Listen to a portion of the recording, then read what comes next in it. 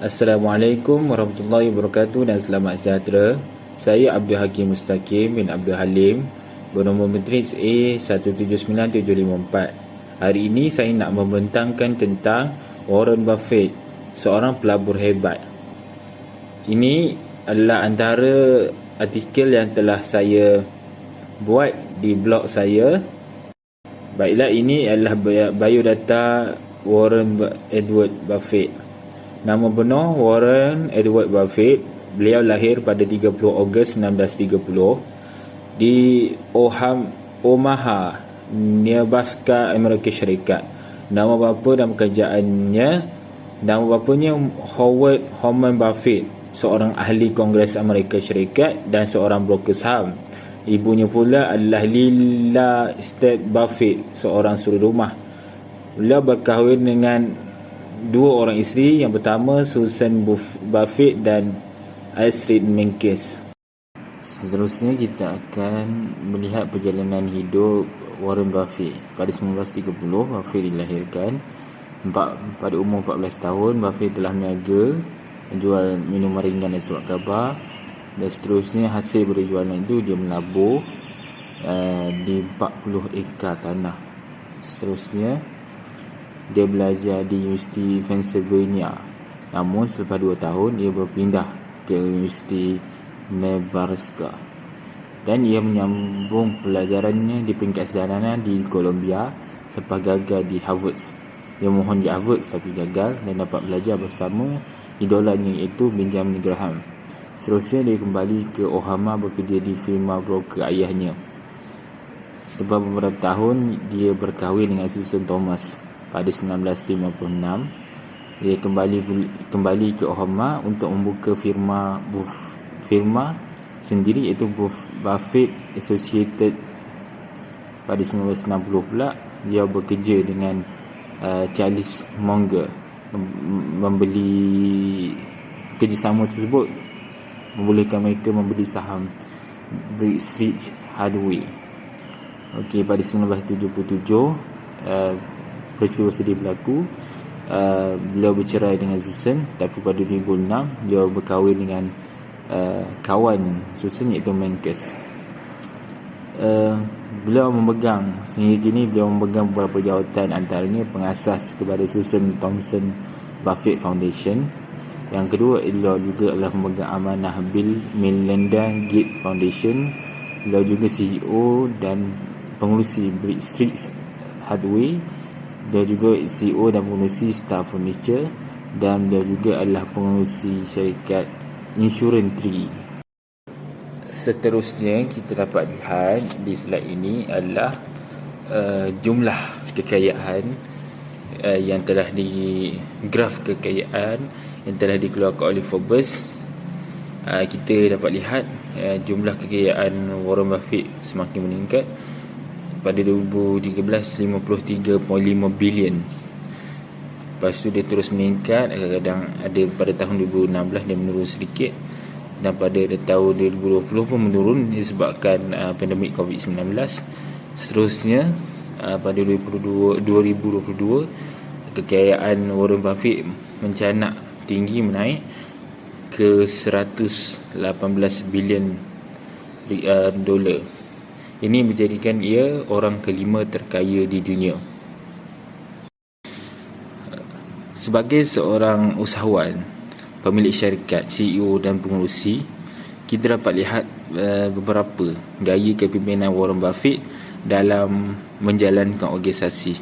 Yang pertama, optimis. Warren Buffett telah menjadi pemimpin yang dikenali untuk melihat positif melalui wawasan atau statistik, dan bukannya kelihatan seperti sigma negatif. Dia optimis, mampu dan berfikir ia mampu untuk melakukan. Seterusnya, Warren Buffett menjadi seolah-olah sebagai guru. Beliau akan menyampaikan apa-apa maklumat dalam bahasa mudah kepada bekerjanya dan apa yang dikehendakinya. Dia sentiasa mengajar, mendidik pekerjanya untuk melakukan apa yang dia harapkan. Yang seterusnya, Warren Buffett sentiasa mengakui kesilapannya walaupun dia adalah CEO, dia adalah pengurusi.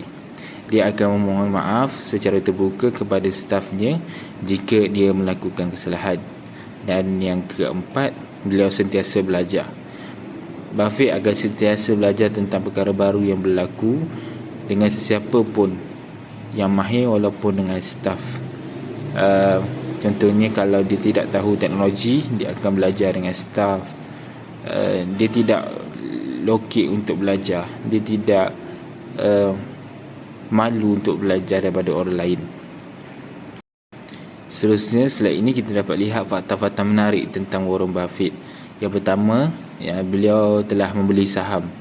Pertamanya pada umur 11 tahun. Ia menunjukkan dia bermula sangat awal. Yang seterusnya ditolak oleh Harvard Business School. Kita dapat belajar bahawa janganlah berputus asa dalam menuntut ilmu. Seterusnya, Buffett memberikan pekerjaan setiap tahun 1 juta kepada mereka yang dapat jawab. Dia punya teka-teki. Inilah connection antara pekerja dengan bos perlu ada. Seterusnya, dia bersahabat dengan Bill Gates. Untuk berjaya, kita kena cari orang yang sahabat yang baik.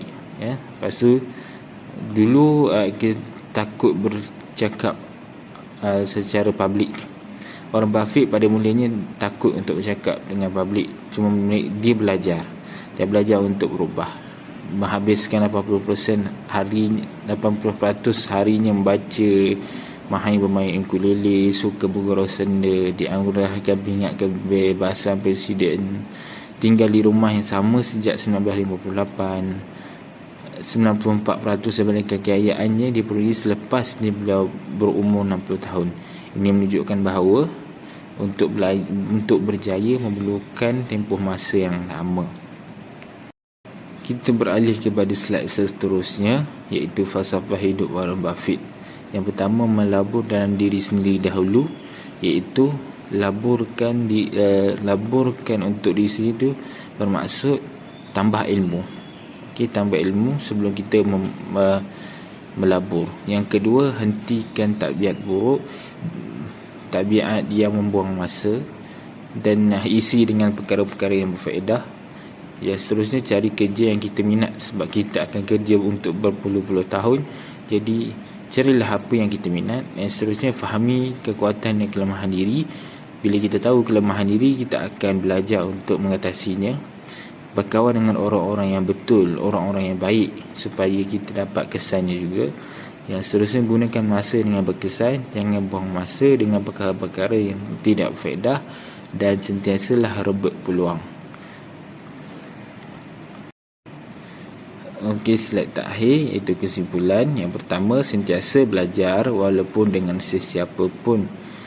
Dengan kita belajar, kita dapat mengetahui perkara baru yang kita tidak ketahui. Yang kedua, jangan berputus asa walaupun mengalami kegagalan. Yang ketiga, sentiasalah menghormati orang lain walaupun mereka siapa. Kita berada di atas, menghormatilah orang yang di bawah.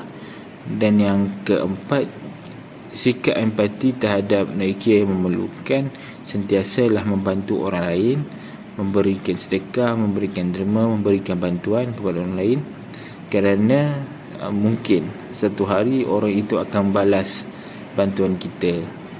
Okey.